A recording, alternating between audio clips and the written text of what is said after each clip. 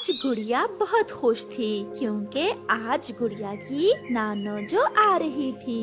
People के बड़े पेड़ पर बैठी गुड़िया अपनी नानो का इंतजार कर रही थी और फिर उसे दूर से ही अपनी नानो आती हुई दिखाई देती है और वो खुशी से उछलने लगती है। नानो आ गई, नानो आ गई। ऐसे कहते हुए गुड़िया उड़कर अपनी नानो की तरफ जाती है। नानो, मैं सुबह से ही आपका इंतजार कर रही थी। बहुत गर्मी थी गुड़िया बेटी, बहुत मुश्किल से यहाँ तक पहुँची हूँ। फिर गुड़िया और उसकी नानो घर आ जाती हैं। गुड़िया की मम्मा नानो को ठंडा लाल शरबत देती है। बारिश हुए भी काफी समय बीत गया है, इसलिए गर्मी बहुत बढ़ गई है। नानो, नानो, मेरे लिए क्या लाई है? मैं अपनी गुड़िया के लिए लाई हूँ छोटी सी गुड़िया। ये कहते हुए गुड़िया की नानो अपने थैले से गुड़िया को एक गुड़िया निकाल कर देती है, जिसे देखकर गुड़िया बहुत खुश होती है। माँ, सब पड़ोसी ठीक थे क्या? हाँ बेटी, सब ठीक थे। तुम तो आई नहीं मुझसे मिलने, सोचा मैं ही मिल आती हूँ। फिर वो सब ऐसे बातें करते हैं।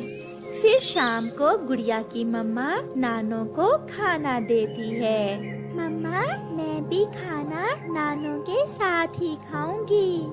हाँ हाँ, क्यों नहीं, मेरी बेटी मेरे साथ ही खाना खाएगी और मैं नानो के साथ सोऊंगी भी। फिर गुड़िया और उसकी नानो खाना खा लेती हैं। उन दिनों गर्मी भी बहुत बढ़ रही थी और जंगल में मच्छर भी बहुत था।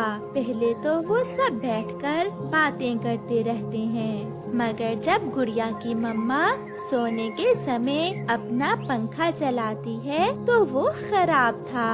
एक धुआं सा निकलता है और थोड़ा सा चलने के बाद पंखा बंद हो जाता है। ये क्या हुआ गुड़िया बेटी? इस पंखे को भी आज ही खराब होना था। मम्मा, पंखे की तार जल गई है।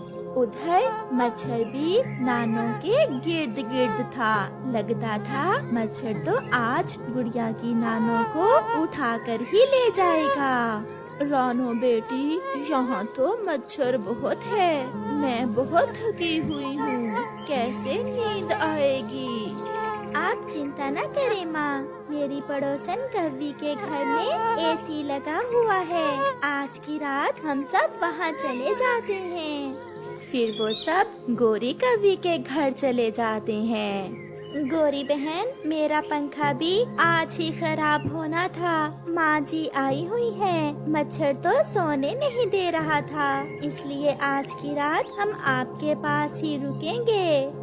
गोरी तो चुप रहती है, मगर कालू कौवा जो थोड़ा सा गोरी कव्वी से अच्छा था कहता है, हाँ हाँ चिड़िया रानी, ये घर भी आपका अपना ही है। ये कहते हुए कालू कौवा एसी चलाता है।